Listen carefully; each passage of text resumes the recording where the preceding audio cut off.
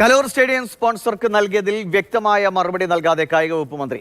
കലൂർ സ്റ്റേഡിയവുമായി ബന്ധപ്പെട്ട് GCDA പറഞ്ഞതിൽ കൂടുതലൊന്നും പറയാനില്ല എന്നാണ് മന്ത്രി പ്രതികരിക്കുന്നത്. കലൂർ സ്റ്റേഡിയത്തിലെ പണി പൂർത്തിയായാൽ സ്റ്റേഡിയത്തിന് ഫിഫയുടെ അംഗീകാരം ലഭിക്കും. സ്റ്റേഡിയം നവീകരണത്തിൽ അവ്യക്തതയില്ല എന്നും മന്ത്രി പറയുന്നു. ഈ കലൂർ സ്റ്റേഡിയവുമായി ബന്ധപ്പെട്ട കാര്യത്തിൽ GCDA കൃത്യമായി തന്നെ ഇന്നലെ അതിൻ്റെ പത്രക്കുറിപ്പ് ഇറക്കിയിട്ടുണ്ട്. ബഹുമാനപ്പെട്ട GCDA ചെയർമാൻ ഇതുമായി ബന്ധപ്പെട്ട എല്ലാ കാര്യങ്ങളും പറഞ്ഞിട്ടുണ്ട്. അപ്പോൾ അതിൽ മറ്റൊരു അവ്യക്തമായിട്ടുള്ള ഒന്നുമില്ല. കലൂർ സ്റ്റേഡിയത്തിൻ്റെ കാര്യം GCDA പറഞ്ഞത് തന്നെയാണ്. അതിൽ മറ്റൊരു വ്യത്യാസമില്ല. നോക്കൂ, അതിലും കൃത്യമായുള്ള സുതാര്യമായുള്ള നടപടികൾ അതിൽ നടന്നിട്ടുണ്ട്. അത് കൃത്യമായി അത് വിളിച്ചു. അതിൻ്റെ സർക്കാർ ഉത്തരവ് നിലവിലുണ്ട്. അതിൽ കൃത്യമായി പറഞ്ഞിട്ടുണ്ട്. മാതൃഭൂമി ന്യൂസ് എക്സ്ക്ലൂസീവ് വാർത്തയിലേക്ക് തന്നെയാണ് ഇതിന്റെ തുടർച്ച. അർജന്റീന മത്സരത്തിന്റെ പേരിൽ കലൂർ സ്റ്റേഡിയം സ്പോൺസർക്ക് കൈമാറിയത് കൃത്യമായി ഒരു കരാറും ഒപ്പുവെക്കാതെ ഈ മാസം 9-ന് മുഖ്യമന്ത്രിയുടെ നേതൃത്വത്തിൽ നടന്ന യോഗത്തിലാണ് കരാറിനെ കുറിച്ച് ഒരു ധാരണയായത്. എന്നാൽ ത്രികക്ഷി കരാറിന് ധാരണയുണ്ടാക്കിയതല്ലാതെ ഒപ്പിട്ടിരുന്നില്ല. ചുരുക്കി പറഞ്ഞാൽ ഒരു കരാറുമില്ലാതെയാണ് കലൂർ സ്റ്റേഡിയം സ്പോൺസർക്ക് വിട്ടു നൽകിയത് എന്നാണ് വ്യക്തമാകുന്നത്. അതിന് പിന്നാലെയാണ് നിർമ്മാണ പ്രവർത്തനങ്ങൾ തുടങ്ങിയത്. എസ് രാഗിൻ വിവരങ്ങളുമായി കൊച്ചിയിൽ നിന്നുണ്ട്. രാഗിൻ, എന്തൊരു അവസ്ഥയാണ്! ഒരു നാട്ടിലെ ഏറ്റവും പ്രധാനപ്പെട്ട ഒരു കളിസ്ഥലം, ഏറ്റവും അഭിമാനാർഹമായ ഒട്ടേറെ മത്സരങ്ങൾക്ക് വേദിയായിട്ടുള്ള ഒരു ഗ്രൗണ്ട്, അതിൻ്റെ അറ്റകുറ്റപ്പണികൾക്ക് ഒരു സ്പോൺസർക്ക് നൽകുമ്പോൾ വേണ്ട വിധത്തിൽ പാലിക്കേണ്ട ഒരു കരാറുമില്ലാതെ നിങ്ങൾ വേണമെങ്കിൽ നിങ്ങൾ നന്നാക്കിക്കോളൂ, കുറച്ച് പൈസ മുടക്കി നന്നാക്കിക്കോളൂ, ഇന്ന സമയത്തിനുള്ളിൽ ഞങ്ങൾക്ക് തന്നാൽ മതി എന്നൊക്കെ നമ്മൾ നാട്ടിൻപുറങ്ങളിൽ വീട്ടിലെ എന്തെങ്കിലും ഒരു കച്ചവടക്കാര്യത്തിന് ആളുകളോട് പറയുന്നത് പോലെയാണോ ഒരു സ്റ്റേഡിയം പണി ഏൽപ്പിക്കുന്നത്? ഇത് എന്ത് ഉത്തരവാദിത്വമില്ലായ്മയാണ് കായിക വകുപ്പ് മന്ത്രിയുടെ ഭാഗത്തുനിന്ന്, ആ വകുപ്പിന്റെ ഭാഗത്തുനിന്ന്, ഉദ്യോഗസ്ഥരുടെ ഭാഗത്തുനിന്നൊക്കെ വരുന്നത്? ദിവിഷ്, തീർച്ചയായും മന്ത്രി ഇപ്പോൾ പറഞ്ഞിട്ടുണ്ട്. അതായത് GCDA എല്ലാം പറഞ്ഞിട്ടുണ്ടല്ലോ, അതിൽ കൂടുതലൊന്നും പറയാനില്ല എന്ന്. GCDA പറഞ്ഞത് എന്താണ്? GCDA നേരത്തെ പറഞ്ഞത് സർക്കാരിൻ്റെ അല്ലെങ്കിൽ കായിക വകുപ്പിന്റെ ഒരു നിർദ്ദേശത്തിന്റെ അടിസ്ഥാനത്തിൽ ഇത് കൊടുത്തു എന്നതാണ്. യഥാർത്ഥത്തിൽ കരാറിനെ കുറിച്ച് GCDAയുടെ വിശദമായിട്ടുള്ള വാർത്താക്കുറിപ്പിൽ മൗനമാണ് പാലിക്കുന്നത്. ഇതൊരു പൊതുമുതലാണ്. സാധാരണഗതിയിൽ ഇത്തരത്തിൽ ഒരു പ്രൈവറ്റ് തേർഡ് പാർട്ടിക്ക് ഇതുമായി ബന്ധപ്പെട്ട കാര്യങ്ങൾ കൊടുക്കുമ്പോൾ അതിലൊരു കരാർ ഉണ്ടാകണം. മാത്രമല്ല, ഈ മുതൽ ആരുടെയാണ്? GCDAയുടെയാണ്. GCDA ഇത്തരത്തിൽ ഒരു സ്റ്റേഡിയം അതിൻ്റെ മറ്റു കാര്യങ്ങൾക്ക് അത് ഡെവലപ്പ് ചെയ്യുന്നതിൻ്റെ ഭാഗമായിട്ട് കൊടുക്കുമ്പോൾ സർക്കാർ നിർദ്ദേശിച്ചതാണെങ്കിലും GCDAക്ക് ഒരു ഉത്തരവാദിത്തമുണ്ട്. GCDA ഈ പറയുന്ന എസ്കേഫ്, അതായത് സ്പോർട്സ് കേരള ഫൗണ്ടേഷൻ, അത് സർക്കാരിന് തന്നെ സ്ഥാപനമാണ്, അല്ലെങ്കിൽ സബ്സിഡറി ആയിട്ടുള്ള സ്ഥാപനമാണ്. ആ ഘട്ടത്തിൽ അവരുമായി കരാറിൽ ഏർപ്പെടാം. അതോടൊപ്പം തന്നെ ഈ തേർഡ് പാർട്ടിയുമായി എന്തായാലും കരാർ ഉണ്ടാക്കേണ്ടതാണ്.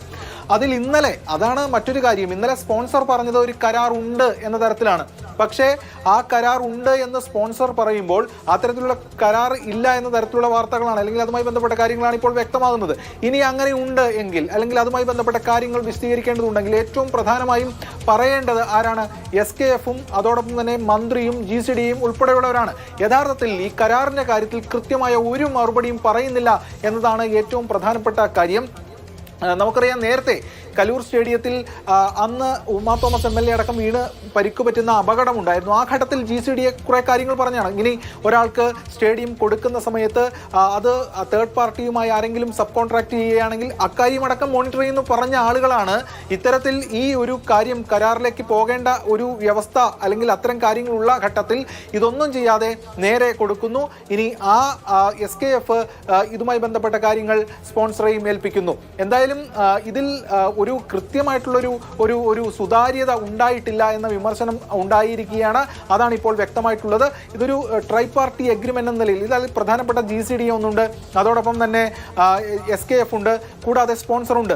ഇത്തരത്തിലൊരു ധാരണ ഇതുമായി ബന്ധപ്പെട്ട കാര്യങ്ങൾ, അത് കേവലം ഈ ധാരണ എന്ന് പറയുന്നത് ഒരു പബ്ലിക് എൻറ്റിറ്റി ആയതുകൊണ്ടാണ്, അല്ലെങ്കിൽ ഒരു പൊതു സ്ഥാപനമായതുകൊണ്ടാണ് അത്തരത്തിലുള്ള കാര്യങ്ങളിലേക്ക് വരേണ്ടത്. പക്ഷേ അത് ഉണ്ടായില്ല എന്നതാണ് ഏറ്റവും പ്രധാനപ്പെട്ട കാര്യം. അത് ഒരു ആശാവഹമായ, അല്ലെങ്കിൽ അതൊരു ആശാസ്യമായിട്ടുള്ള കാര്യമല്ല എന്ന് തന്നെ വ്യക്തമാണ്. രാഗിനി, ഇതിന്റെ ഒരു പ്രശ്നം ഇന്നലെ ഈ സ്പോൺസർ കാണുമ്പോൾ പറഞ്ഞത് അതിന്റെ ചുറ്റുമതിലൊക്കെ പണിയുന്നത് അത് മുകളിൽ നിന്ന് കെട്ടാൻ തീരുമാനിച്ചതാണ്. പിന്നീട് അത് വിലക്കുറവാണെന്ന് മനസ്സിലായപ്പോൾ 6 അടി താഴ്ചയിൽ കോൺക്രീറ്റ് ചെയ്ത് കെട്ടുവാണ്, ഞങ്ങൾ അത് ചെയ്തു കൊടുക്കുകയാണ്. അങ്ങനെ ഒരാളുടെ ഒരു ഔദാര്യമോ ഒന്നും പറ്റേണ്ട ഒരു സംവിധാനമല്ലല്ലോ ഇത്. എന്ത് ചെയ്യുകയാണെങ്കിലും അവർ ചെയ്യുന്ന നല്ല കാര്യമാണെങ്കിൽ നല്ല കാര്യമായിക്കട്ടെ. പക്ഷേ അതിന് കൃത്യമായ രേഖകൾ ഉണ്ടാകണം, കൃത്യമായ നിബന്ധന ഉണ്ടാകണം. ഇന്ന സമയത്തിനുള്ളിൽ ഇന്ന ജോലികൾ പൂർത്തിയാക്കി ഇത് സർക്കാരിലേക്ക് അല്ലെങ്കിൽ GCDയുടെ ചുമതലയിലേക്ക് കൈമാറുന്ന എന്നുള്ള കൃത്യമായ രേഖകളും വ്യവസ്ഥകളും ഒക്കെ ഇല്ലാതെ എങ്ങനെയാണ് ഒരു പണി നടത്തുന്നത്? ഇപ്പോൾ GCD നമുക്കറിയാം, അവിടെ ഒരു അപകടമുണ്ടായ, ഇപ്പോൾ രാഗിൻ സൂചിപ്പിച്ച പോലെ അപകടമുണ്ടായ സമയത്ത് പെട്ടെന്ന് കാര്യങ്ങൾ നോക്കുന്നു, അവിടെ കടകളുണ്ടോ. ഇപ്പോൾ ഈ ഇങ്ങനെ ഒരു വലിയ മത്സരം വരികയാണെങ്കിൽ തന്നെ അവിടുത്തെ ചുറ്റുവട്ടത്തെ കടകൾ അടക്കം ഒഴിപ്പിക്കേണ്ടതാണ്. അങ്ങനെ വലിയ പ്രശ്നങ്ങൾ ഉണ്ടാകുന്ന ഒരു കാര്യമായിരുന്നു. അതൊന്നും ആലോചിക്കാതെയാണ് ദാ വരുന്നേ മെസ്സി വരുന്നേ ഞങ്ങൾ സ്റ്റേഡിയം കൊടുത്തേ എന്ന് പറഞ്ഞ് GCD ഇതിനൊക്കെ ഇറങ്ങി പുറപ്പെട്ടു. അപ്പോൾ ഒരു ഏറ്റവും മിനിമം ഒരു ജോലിയിൽ അല്ലെങ്കിൽ ഉത്തരവാദിത്തപ്പെട്ട ഈ സ്റ്റേഡിയത്തിൻ്റെ ചുമതലയിൽ കുറച്ചു പേർക്ക് അതിൻ്റെ ഉത്തരവാദിത്തങ്ങൾ നൽകിയിട്ടുണ്ടാകുമല്ലോ. അതിൻ്റെ കാര്യങ്ങൾ ഓരോ ദിവസവുമുള്ള കാര്യങ്ങളൊക്കെ അന്വേഷിക്കാനും അത് വിലയിരുത്താനും. അപ്പോൾ അവരൊന്നും വെറുതെ വന്ന് ശമ്പളം വാങ്ങി പോകുന്ന കുറേ ആളുകൾ ഒരു വെള്ളാന പോലെ ഈ സ്റ്റേഡിയത്തെ കരുതിയതാണോ? അതായത് ഇത് നമ്മുടെ സ്വന്തം വസ്തുവാണെങ്കിൽ നമുക്ക് ഇഷ്ടമുള്ള പോലെ ചെയ്യാം എന്നതാണ് ഏറ്റവും പ്രധാനപ്പെട്ട കാര്യം. പക്ഷേ അങ്ങനെ അല്ലല്ലോ, ഇത് ഒരു പൊതു മുതലാണ്. അതാണ് ഏറ്റവും പ്രധാനപ്പെട്ട കാര്യം. അത് GCDയുടെ തലപ്പത്തുള്ളവരാണെങ്കിലും ആ പൊസിഷനിലിരിക്കുമ്പോൾ കേവലം തങ്ങൾ ആ പൊസിഷനിലിരിക്കുന്നത് സ്വാഭാവികമായിട്ടും ഗ്രേറ്റർ കൊച്ചിൻ ഡെവലപ്മെന്റ് അതോറിറ്റിയാണ്. കൊച്ചിയുടെ വികസനാർത്ഥം ഉണ്ടാക്കിയിട്ടുള്ളൊരു പബ്ലിക് ആയിട്ടുള്ളൊരു സംവിധാനമാണ്. അത്തരം സംവിധാനത്തിന്റെ തലപ്പത്ത് ആരിയ്ക്കുമ്പോഴും അത് ആ തരത്തിൽ സുതാര്യമായ രീതിയിൽ കൈകാര്യം ചെയ്യണം. അങ്ങനെ സുതാര്യമായി കൈകാര്യം ചെയ്താൽ ഉണ്ടാകുന്ന ഗുണങ്ങൾ എന്തൊക്കെയാണ്? ഒന്ന്, ഇത്തരത്തിൽ നാളൊരു കാലത്ത് ഏതെങ്കിലും തരത്തിലുള്ള ആരോപണമോ ഏതെങ്കിലും തരത്തിലുള്ള വിഷയമോ വന്നാൽ ആ സുതാര്യത കൊണ്ട് തന്നെ അതിനെ പ്രതിരോധിക്കാം. മറ്റൊന്ന്, ഏതെങ്കിലും തരത്തിൽ ഈ ഒരാൾ താൻ ചെയ്യേണ്ട കർത്തവ്യത്തിൽ നിന്ന് പിന്നോട്ട് പോയാൽ ഈ കോൺട്രാക്റ്റിലൂടെ തന്നെ അതിനെ തിരിച്ചു പിടിക്കാനുള്ള വ്യവസ്ഥയും കാര്യങ്ങളുണ്ട്. ഈ രണ്ട് കാര്യങ്ങളാണ് ഏറ്റവും പ്രധാനമായും വന്നിരിക്കുന്നത്. എന്തുകൊണ്ടാണ് ഒരു പൊതു എൻറ്റിറ്റി ഇത്തരം കാര്യങ്ങളിലേക്ക് പോകുമ്പോൾ ഈ രണ്ട് കാര്യങ്ങളും പരിഗണിക്കാതിരിക്കുന്നത്? അതാണ് രാഗിനി, ഇതൊരു വെള്ളരിക്ക പട്ടണമല്ല. ഇവിടെ കൃത്യമായ നിയമങ്ങളുണ്ട്, സംവിധാനങ്ങളുണ്ട്. അതൊക്കെ പാലിച്ചു വേണം എന്ത് കാര്യവും ചെയ്യാനെന്ന് അത് പാലിക്കേണ്ടവർ തന്നെ മറന്നു പോകുമ്പോഴാണ് ഇത്തരം സംഭവങ്ങളൊക്കെ ഉണ്ടാകുന്നത്. രാഗിനാണ് വളരെ വിശദമായി കൊച്ചിയിൽ നിന്നും ആ വിവരങ്ങൾ നമ്മളോട് പങ്കുവച്ചത്. എന്തായാലും ഇനിയുള്ള ദിവസങ്ങളിൽ എന്തൊക്കെയാണ് സംഭവിക്കാനിരിക്കുന്നത്? ഈ സ്റ്റേഡിയം കൃത്യമായി നവീകരിക്കപ്പെടുമോ? ആയാൽ നല്ലത്. കൃത്യസമയത്തിനുള്ളതായി കൈമാറുമോ? ഇനി ജനങ്ങളുടെ കയ്യിലേക്ക് അല്ലെങ്കിൽ GCDയുടെ കയ്യിലേക്ക് ഈ സംവിധാനം കിട്ടുമോ എന്നൊക്കെ നമുക്ക് കാത്തിരുന്ന് കാണാം.